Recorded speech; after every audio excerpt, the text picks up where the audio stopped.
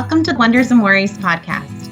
My name is Julie May, Child Life Specialist at Wonders and Worries. I primarily serve Williamson County and the greater Austin area. Today's episode is a topic that is very likely rated one of the highest stressors among parents right now in the United States. What do we do about school? Which option is best for my child? Does my kid have all their needs being met? Are they getting enough socialization? What if they get sick at school? What if I get sick because I sent them back to school? So much compounded worry, and at the root of all of it, it comes from a place of such deep caring and love for our children.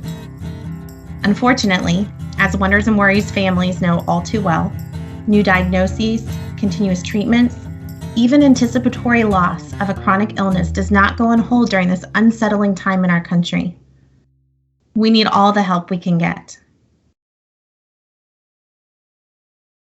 And so my goal behind this podcast is to meet with Jan McCall today, who is a school counselor and has been a school counselor for many years, to just kind of talk through some of the ways that counseling can support families right now during the pandemic. And then additionally, if a parent is facing a divorce or an illness or some other life change, how counseling is there to support as well. So Jan, do you want to take a minute and introduce yourself? Sure, thank you. My name is Jan McCall. I went to the University of Texas at Austin and started my teaching career in science in Dallas. Was a science teacher and a communications teacher, which translated into theater. But it taught me a lot about kids and outlets and passion, for what they loved and that it was a huge outlet for them in the school system. And then I counseled in the elementary school for 12 years. And so my middle school experience was teaching, and then counseled in elementary for 12 years, and now am counseling in a high school. This is my third year. So I've actually had the awesome opportunity to work in all three levels, which I love all three levels. I think that a common misconception I hear when talking with people about school counselors is they understand a portion of the scope of your profession, but they don't understand the far reach that counseling has in supporting whole family care. And so I think that if your child is being bullied at school, or if you're having testing done, or an issue with planning for graduation and what needs to be done to be able to meet those credits, obviously many parents know that the person to contact is the school counselor. Mm-hmm. But actually, in terms of illness and family stress and those sort of needs, school counseling plays a very vital part as well.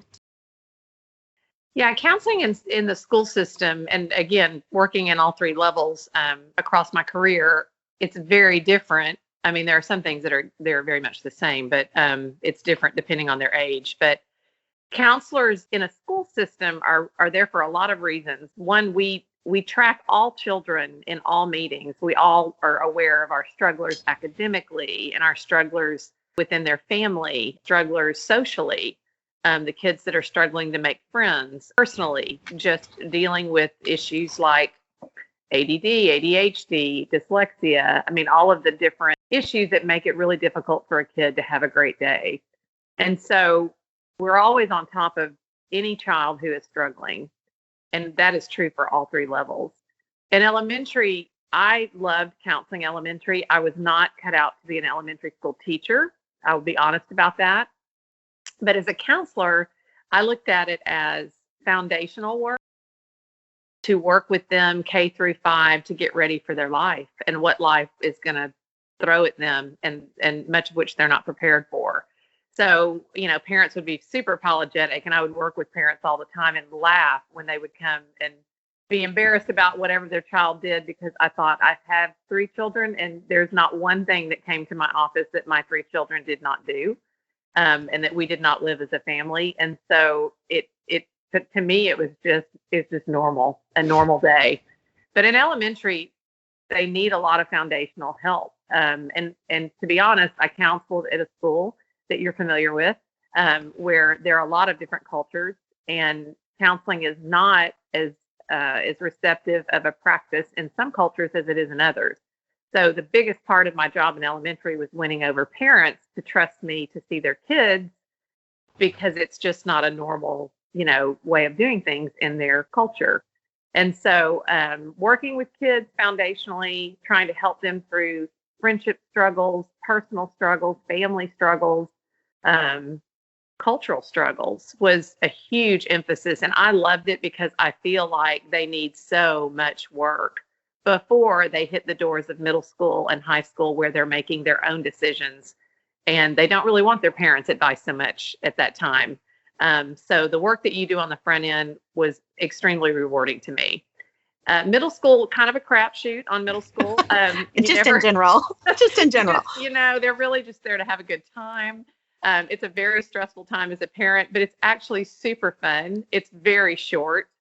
It ends in the blink of an eye, and you wondered why you spent so many years worrying about it, because they really are there to go through puberty and be with their friends. And if they accomplish those two things pretty successfully, then is a success. You told that to me as a young parent when I had a first grader, or you had mentioned it in some group thing you were saying, and I kind of giggled. I have come back to that concept now, having a high schooler and a middle schooler. Puberty, friends. That's all we need to make it through. Like, it doesn't matter that they're wearing a hoodie in 98-degree weather. We just need friends, and we need to make it through puberty. So exactly. And when my child was wearing a hoodie in 90-degree weather, it's because he was cheating in middle school. So I got to go face the teacher and talk about that. It's very humbling when you're a counselor. But again, his job, they all have to try things once or twice. But I love that age. And I think they really just are trying to figure out who they are. And they're trying to establish the connections that the group that they're going to join, whether it be cheerleading or band or choir. That if that happens in middle school, that's a great thing. And then high school, it's really about tracking, credits and making sure that they'll graduate. But boy, do they struggle with a lot in high school. A lot of pressure, a lot of academic pressure, a lot of social pressure. Families can't be supportive, sometimes aren't supportive. They're very much on their own, trying to navigate a lot by themselves. My elementary experience was with a very affluent neighborhood, and people had great supportive families. And now I work in a school where the families are very supportive, but they struggle greatly financially. And so it's just very different. But they're wonderful. I mean, the families are great. They do the best that they can. And it's just great to have a relationship with them and help them move their child through the most important part of their life, getting ready for their launch. So it's a great job. And you are great at it. I'm so glad that you're here talking to us. Just in dealing with the pandemic alone and kind of thinking about all of stress that has added for so many children across all ages, but also for their parents, in supporting your kids in the environment that you're in right now, those older children that are kind of at the age of either transitioning into adulthood and starting to talk about what their next steps look like, that can be really overwhelming or frustrating for a child who's not getting to do homecoming or prom or normal stuff that is kind of a rite of passage for kids. Are you seeing a lot of kids coming to you with stress about the pandemic? Or are you seeing more of it just the daily stresses of what do I do next with my school? That's a great question. I think the high school kids that I'm working with right now, they are definitely stressed, and you can tell. I don't know that they connect it directly to the pandemic, but what they aren't seeing is that their life has changed so dramatically because of the pandemic, and those changes and the isolation and the lack of normalcy. So I don't know that they think about, oh my gosh, the pandemic has been so hard on me, but definitely I see the effects. I mean, kids are, they're isolated. They want to be with their friends. Your peer group is your most important outlet when you're their age, and they really can't be with them in a normal way. I mean, our teachers are frustrated. We have great teachers, and they love connecting with the kids, and they feel very frustrated with the inability to connect like they normally do. I hear that a lot. I've apologized to kids. I mean, our freshmen, I said, I'm so incredibly sorry that your start has been like this at a high school where we, emphasize family and community and connection. It's just been, they've really been cheated. And I said, our goal is to make it up to you when that day comes. So I think sometimes, I think when you just see kids behaving in a way that they're just not themselves, it is connected to that. And I think we all have to watch how much we expose them to this, because they deserve to have a childhood. These are very adult issues that they've been thrown into, and they really haven't had a choice, that they would not normally be dealing with, even in high school. They'd be about the prom Absolutely. and friends, and they don't get any of that. It's super frustrating to deliver a normal day for them. And I think also for so many of these kids, especially the virtual ones, what is the capacity for them to be able to connect with their counselors? And I'm sure that's very different at a high school level versus middle or elementary. I would imagine that elementary school is much more video check-ins and more of the availability of just kind of those daily check-ins, whereas in high school, I bet that's a lot different, and that it's probably more student-led. And am I correct in assuming that, or how does that look in terms of kids connecting with their counselors? Yeah, I would say there's so much on their plate right now that they almost don't even get to it. So especially in high school, I email kids all the time. And when they're freshmen, that kind of shocks them. They get an email from you and they're like, oh my gosh, I mean, why are you emailing me? But I touch base constantly, and I mean constantly. I'm not a counselor. I know I should. That turns off my phone in the evening. I get an email and I answer an email. And sometimes it's at 10 or 11. Sometimes it's at 6 in the morning. I was not awake once when a student emailed me at 4 in the morning, but asked her at 6 in the morning, why are you up at 4 in the morning? Because I just feel like in real time, they need somebody to just say that they're there. So I email kids all the time. How are you doing? You can do this. Don't give up on me. Don't give up on the school. Don't give, I'll just do that. I drive them a little bit crazy, to be honest. But they also know they can Google Hangout with us or Zoom with us whenever they need to. But I would say that life has been so crazy that they're not thinking to do it.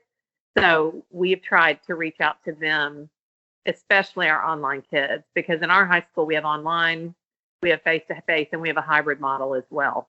Oh, wow. Okay. So it's a lot.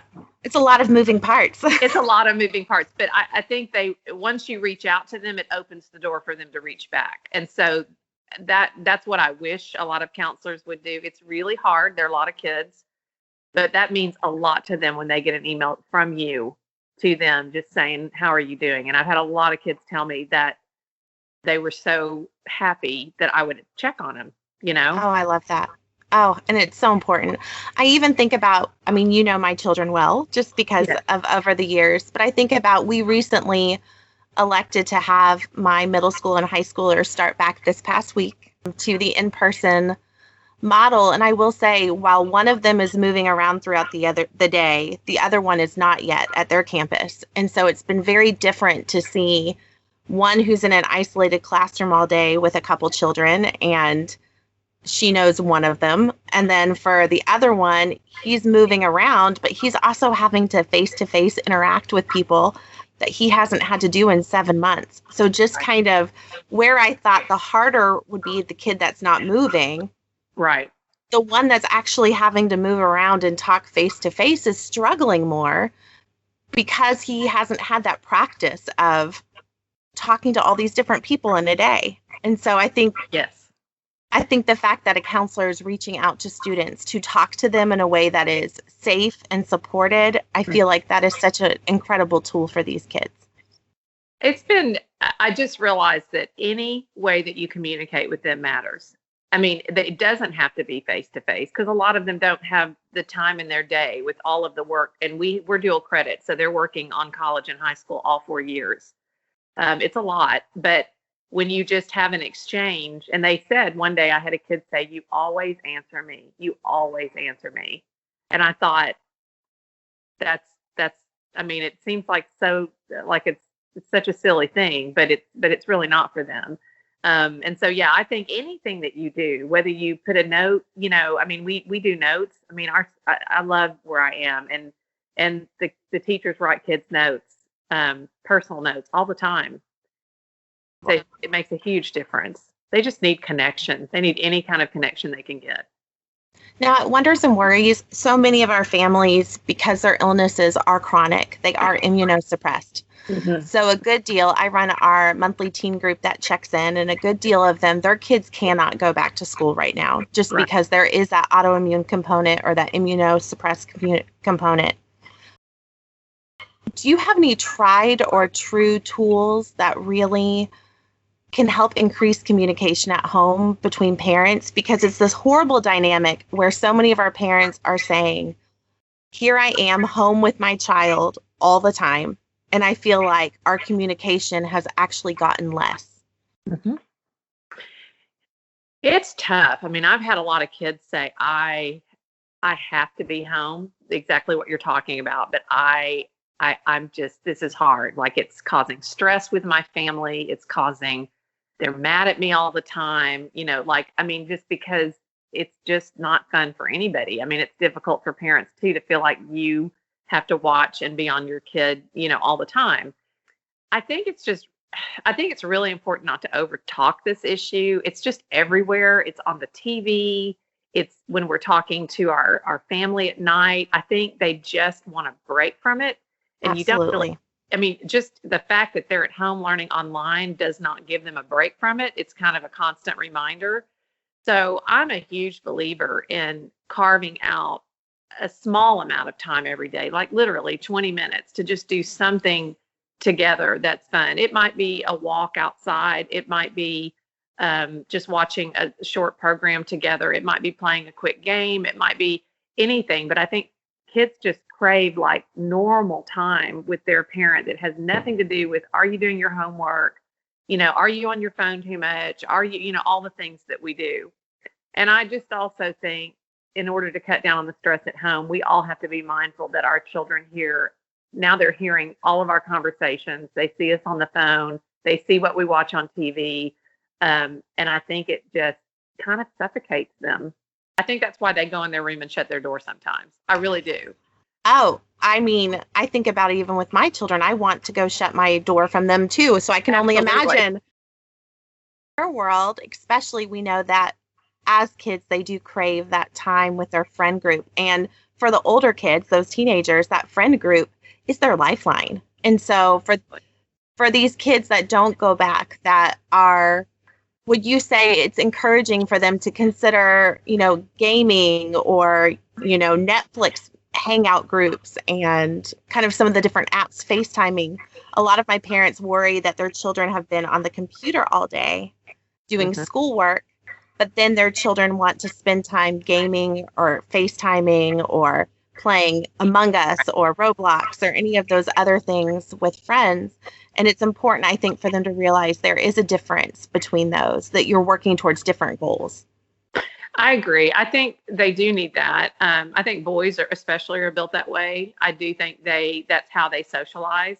I mean, that's a very normal way that boys socialize, not to say that girls don't as well, but I think certainly with that group, girls tend to want to just be on Instagram and Snapchat and all that kind of stuff. So allotting them time to do that every day, I know it's more computer, and I struggle with that too.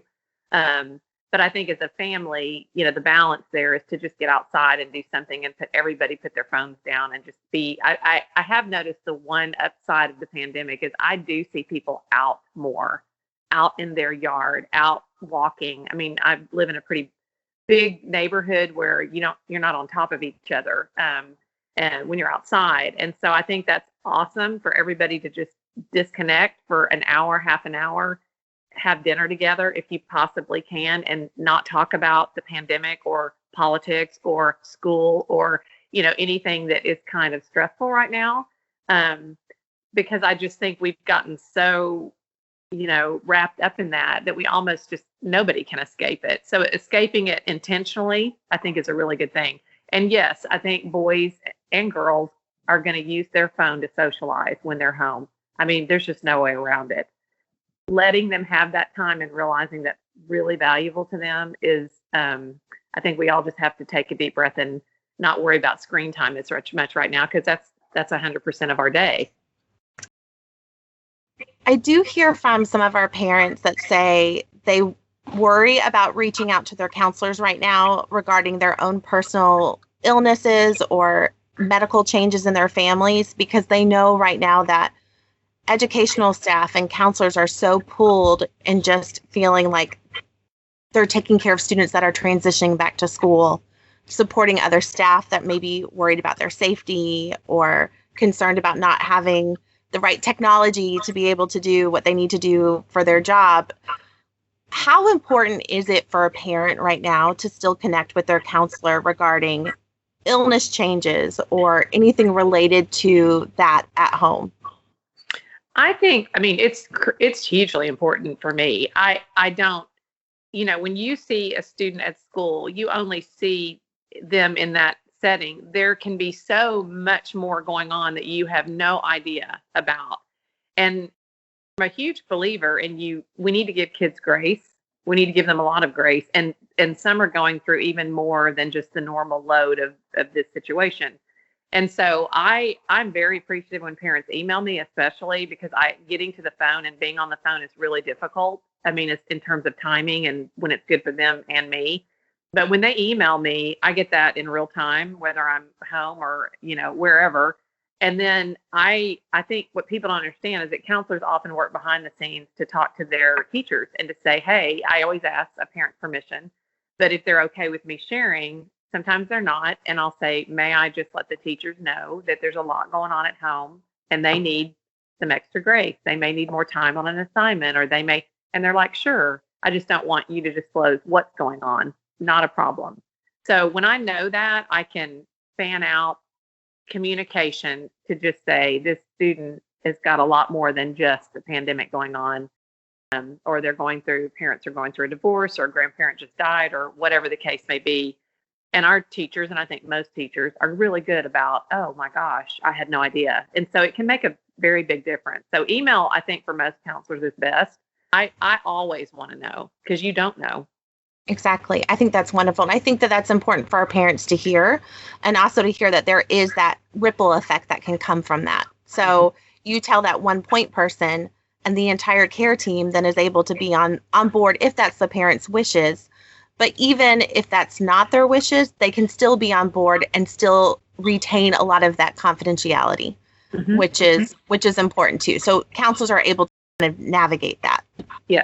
Yes, that's our job. And that's why we love what we do. And yeah, there's a lot going on, but honestly, without a lot of kids in the building, we do have the time. We really do. And I want people to know that it's a huge resource that we want people to use. That's great. Thank you so much for tuning into our podcast today. Please continue to check back as our content is ever evolving. For any recommendations or topics you would like to see covered, please feel free to send an email to podcast@wondersandworries.org.